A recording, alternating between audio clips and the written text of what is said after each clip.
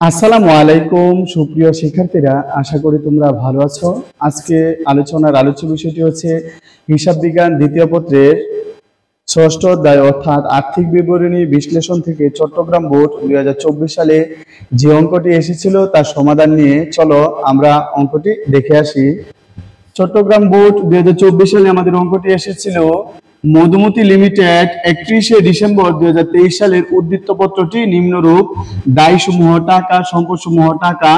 আমাদের দায়ের অধীনে ছিল শেয়ার মূলধন, রক্ষিত আয় বিবরণী, 10% ঋণপত্র, বকেয়া খরচ, পদেয় হিসাব।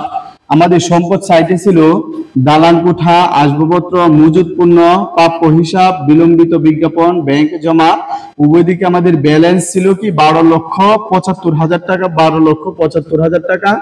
তাছাড়াও আমাদের অন্যান্য তথ্য ছিল প্রারম্ভিক মজুদ পণ্য 2,50,000, বিক্রয় 12 লক্ষ টাকা, বিক্রিত পণ্যের ব্যয় হচ্ছে 6,50,000 টাকা, প্রশাসনিক খরচ 2 লক্ষ টাকা, বিক্রয় ও বিতরণ খরচ ছিল 1,50,000 টাকা।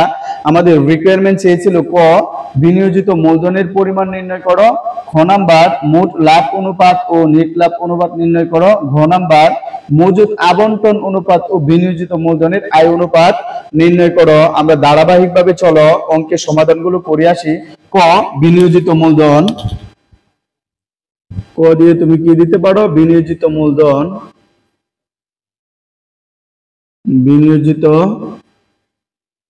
বিনিয়োজিত মূলধন ইকুয়াল টু, আমরা জানি বিনিয়োজিত মূলধন কিভাবে বের করি?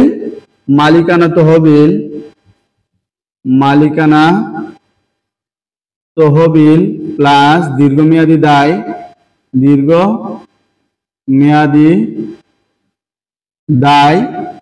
এই দুইটা হচ্ছে আমাদের বিনিয়োজিত মূলধন। মালিকানা তহবিলের সাথে আমাদের দীর্ঘমেয়াদী দায় যোগ করলে আমাদের কি হয়? বিনিয়োজিত মূলধন বের হয়। কিন্তু আমাদের যদি অলিক সম্পদ থাকে, যদি অঙ্কটির মধ্যে অলিক সম্পদ থাকে, তাহলে আমাদের অলিক সম্পদ বাদ দিতে হবে। যেহেতু এখানে বিলম্বিত বিজ্ঞাপন একটি অলিক সম্পদ, এই জন্য আমাদের অলিক সম্পদ বাদ দিতে হবে। ঠিক আছে, অলিক সম্পদ আমাদের কি করতে হবে? বাদ দিতে হবে। এখন আসো মালিকানা তহবিল আমাদের কয়টা আছে? শেয়ার মূলধন, সংরক্ষিত আয় বিবরণী মানে হচ্ছে রক্ষিত আয় বিবরণী। এখানে দুইটা আইটেম আছে মালিকানা তহবিলের, তাহলে লিখতে পারো শেয়ার মূলধন প্লাস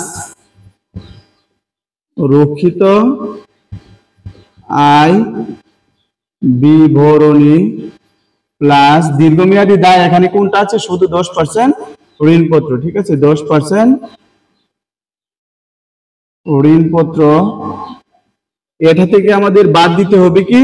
এটা থেকে বাদ দিতে হবে হচ্ছে আমাদের অলিক সম্পদ। অলিক সম্পদ কোনটা? বিলম্বিত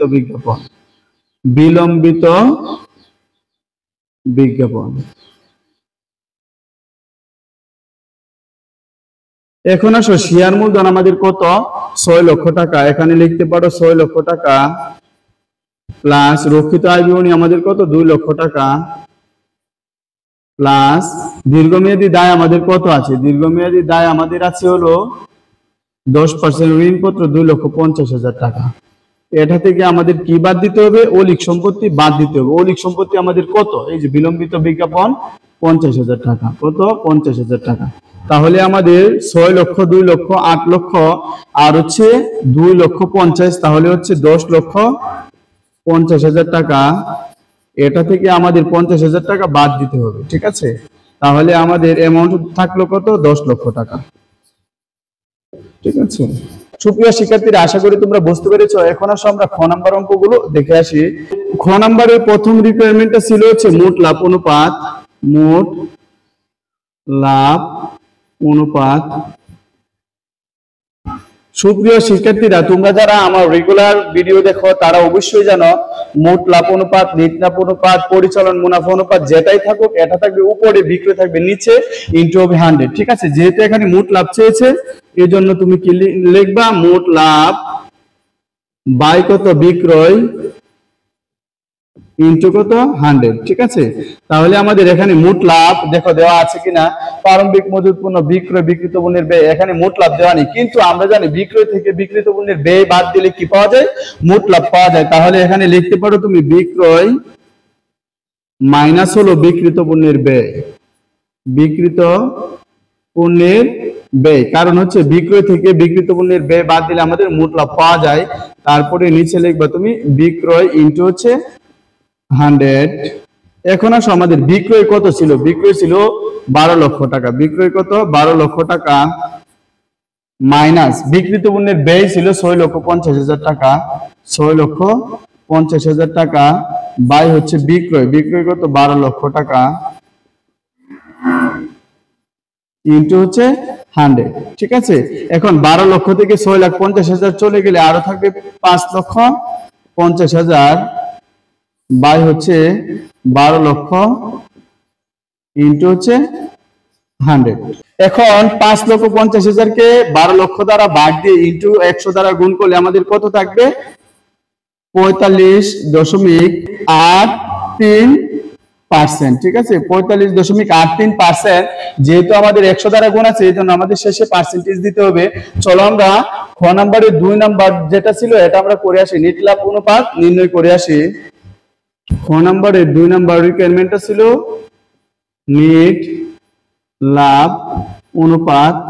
সুপ্রিয় শিক্ষার্থীরা, আমরা জানি এই ধরনের অনুপাতের অঙ্ক থাকলে যেটা বলা থাকবে এটা থাকবে উপরে, তাহলে এখানে লিখতে পারো নিট লাভ বাই হচ্ছে বিক্রয় ইনটু কি 100।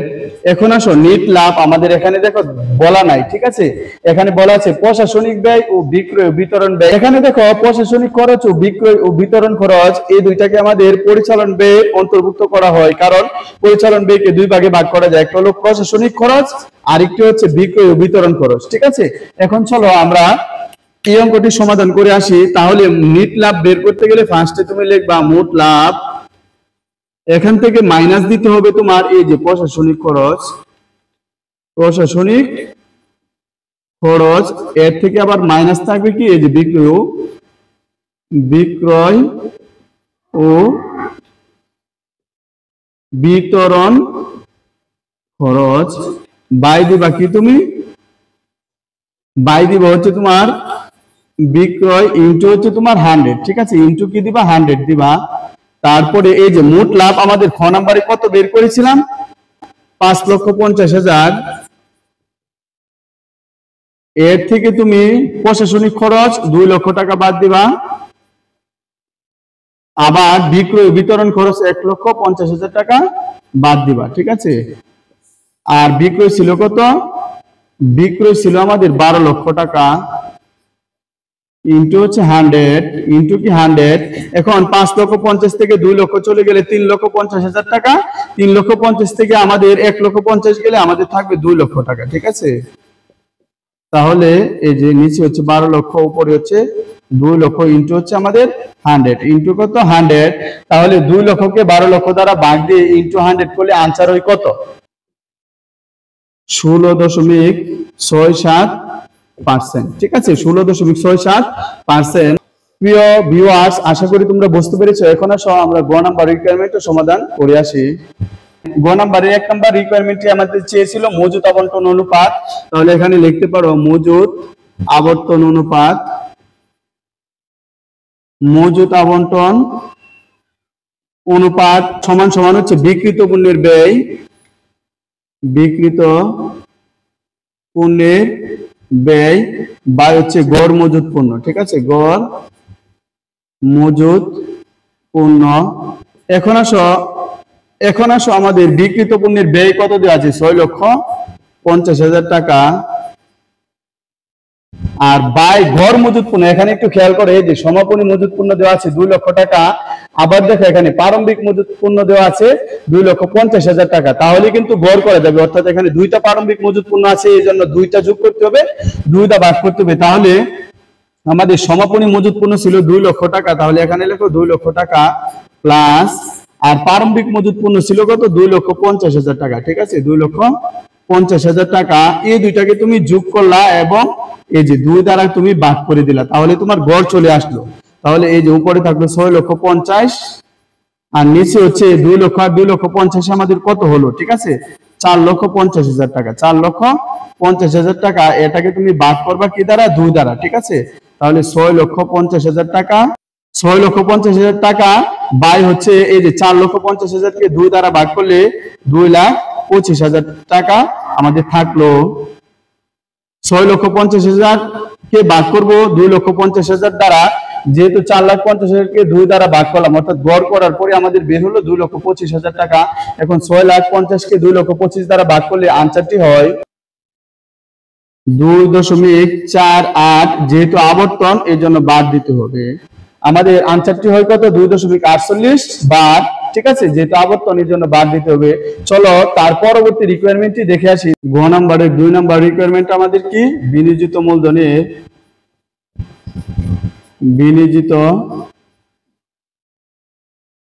মূলধনের আয় অনুপাত। ঠিক আছে, আয় অনুপাত। সুপ্রিয় শিক্ষার্থীরা, আমরা জানি বিনিয়োজিত মূলধনের আয় অনুপাতের সূত্রটি নিট আয় বাই হচ্ছে বিনিয়োজিত মূলধন